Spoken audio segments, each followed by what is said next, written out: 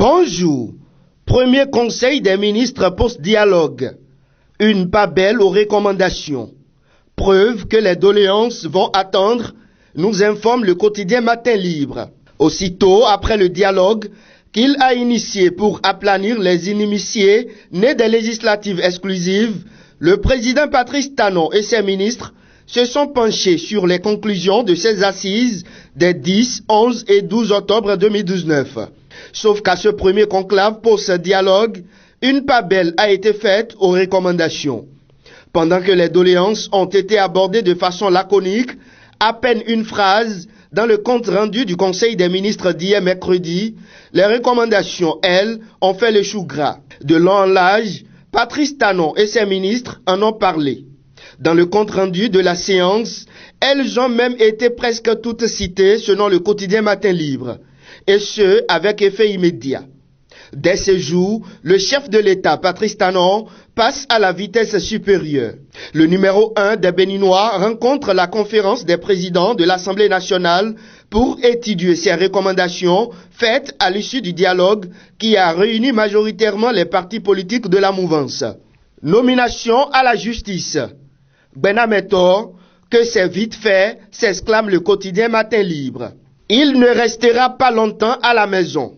Après la décision de la Cour constitutionnelle intervenue le 22 août 2019, le réhabilitant dans ses droits, l'ancien procureur de Cotonou vient d'être promu conseiller à la Cour d'appel de Cotonou. Ceci à la faveur du Conseil des ministres d'hier mercredi, sur proposition du ministre de la Justice et de la Législation. Moins de 2 mois, c'est le temps qu'il aura fallu au gouvernement de la rupture pour se conformer à la décision de la Cour constitutionnelle qui, pourtant, n'a pas une force exécutoire, nous apprend le quotidien Matin Libre. Les choses sont allées très vite pour l'ancien procureur, tombé en disgrâce sous le régime Yahi, après avoir été l'un de ses serviteurs les plus en vue au temps fort des dossiers tentatives d'assassinat et de coup d'État. Pour rappel, Justin Benametor, alors procureur, avait été suspendu, puis radié par le Conseil supérieur de la magistrature en 2013. Jeux olympiques Tokyo 2020. Déjà 2 tickets pour le Bénin, nous apprend le quotidien Matin Libre. Les détails sont à retrouver à la page 4 du journal. Affaire militarisation du domicile du maire d'Akrom-Isrété. Voici les vraies raisons. Des recoupements, il en résulte que les éléments de la police républicaine devraient interpeller un individu impliqué dans une enquête judiciaire sur un dossier de moto volée.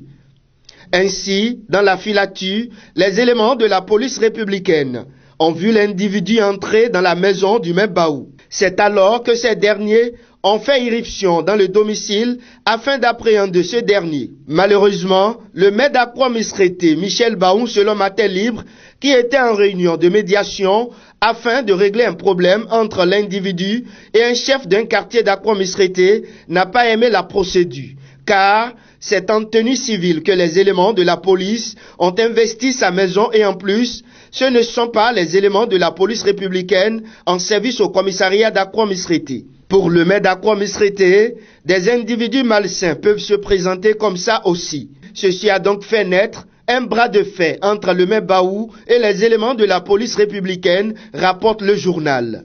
Et puis enfin, prestigieuse zone résidentielle à Cotonou. La société THI présente ses villas. Les détails sont à retrouver à la page 5 du journal. Merci à vous et à demain.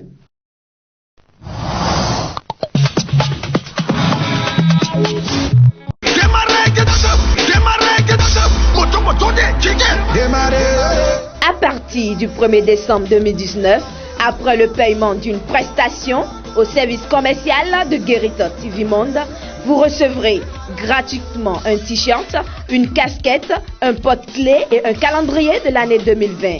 Guérita TV Monde, le leader des web TV. Mais ça va pour tout finir.